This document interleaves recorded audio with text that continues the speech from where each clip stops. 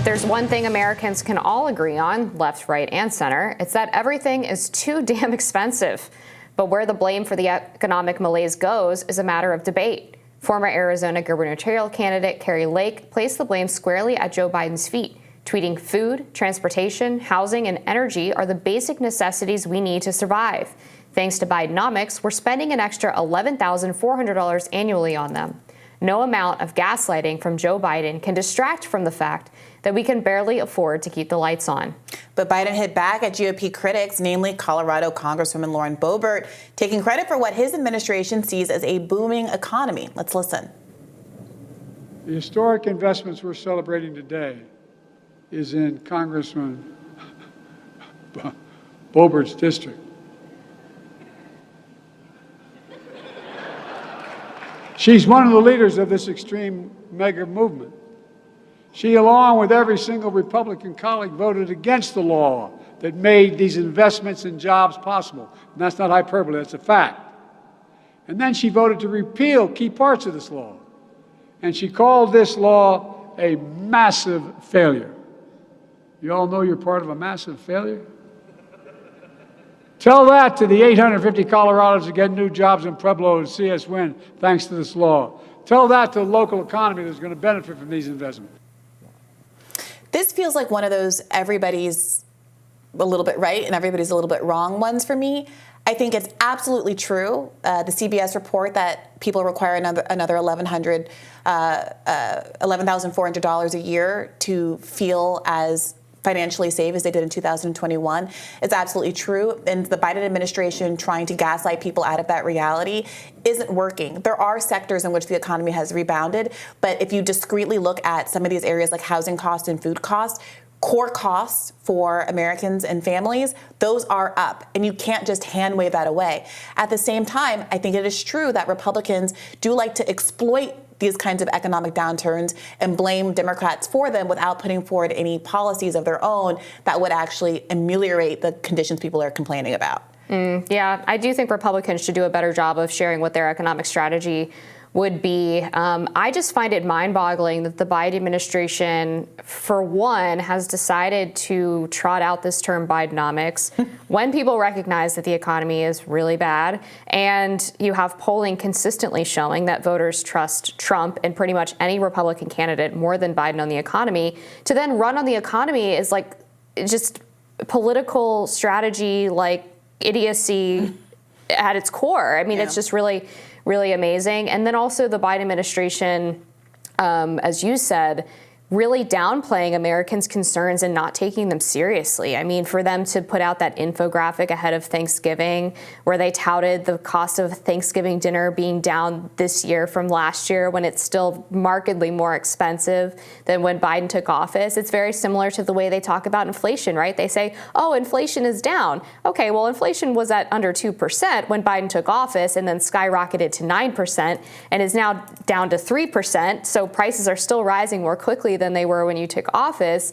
Celebrating the fact that inflation is down as Americans are paying so much more for basic necessities is very insulting.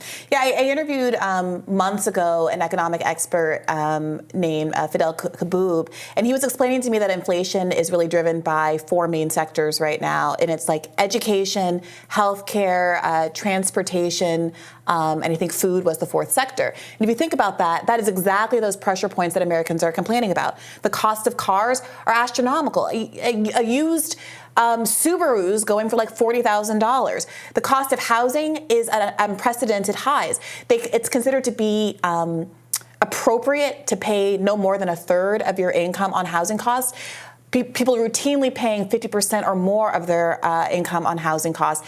Education, whatever you think about the policy to cancel student debt or whether or not people should go to college or whether it was their own fault, it is something that people are living with, and the failure of Joe Biden's plan to cancel student debt is really hitting people in the pocketbooks, and you can say, well, that's not his fault, that was the Supreme Court. I would quibble with that. But even if you believe it's not his fault, it certainly was his fault to turn on the loans back on in the moratorium that Donald Trump put into effect back in 2020, which was really easing people's financial burden.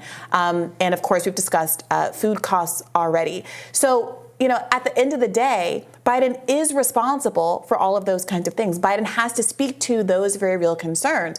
Oh, healthcare is the last cost. Now, I will say Joe Biden has done on the margins some things to cap the prices of certain medications like insulin costs. And it is worth noting that when you look at what Republicans are proposing on the alternative, Donald Trump, who has had now 6-7 years to come up with an alternative to Obamacare, is still just saying, I would repeal Obamacare, give up protections for pre-existing conditions, kicking people off their health care that people can stay on now until they're 26 years old, getting rid of all of the benefits of it without coming up with an alternative plan.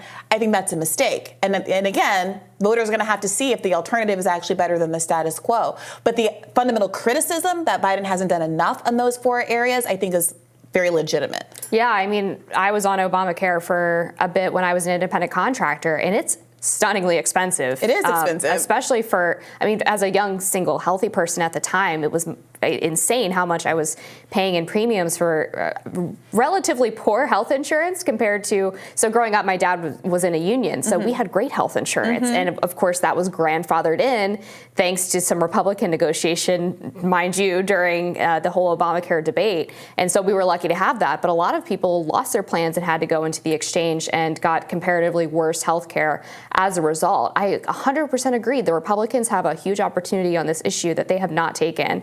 And I reported during the Trump administration that it was the Heritage Foundation and a few other conservative groups that were trying to cobble together some idea of a health care plan to replace Obamacare. Of course, that conversation was pretty moot at that point because after McCain voting down the skinny repeal, no one had really an appetite to revisit the issue. But I hope that it comes back into the fold because it's a serious problem for Americans still to this day. It's a serious problem, and part of the issue is that we already have the Republican health care plan because Obamacare was just Romney care. So no wonder Republicans are struggling to come up with an alternative. I would argue, and as would 49% of Republicans and 88% of Democrats, that the answer here is to get the kind of negotiated benefits that many unions enjoy in the form of a universal health care program where costs are brought down because everyone, including young, healthy people, buy into the program and bring down costs. And part of the issue with Obamacare is that without that mandate, which I know is a scary word and people object to for various reasons, you do not have the cost savings. There has to be a kind of collective choice as a community whether or not we want to live with a system where your ability to stay employed is tied to your ability to keep a job in this economy. It's tied to your ability to keep a job. And especially given that when you're sick, oftentimes you can no longer work and your whole family is then jeopardized. Their health is then jeopardized because you can no longer work.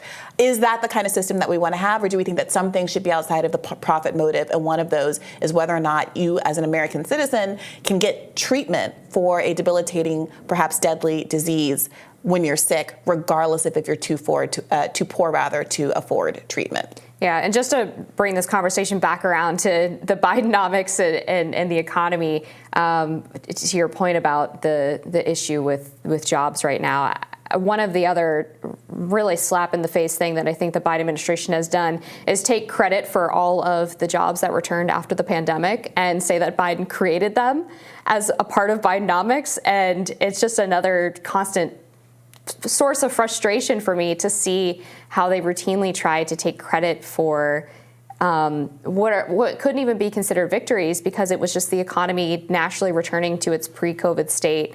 And meanwhile, we still have all of these issues with inflation and interest rates and housing prices and so many other really detrimental aspects to the economy that they try to reject credit for, and you can't really have it both ways. Yeah, I think that's true. I think that every president rather, gets into office and claims credit for things that are oftentimes just the swings flow, of right. The economy, and certainly nobody was responsible for the pandemic. It was a global crisis. I would much prefer people talk about the things that they very much do have control over, and on that score, I think Biden really is failing. Stick around. We'll have more Rising for you right after this.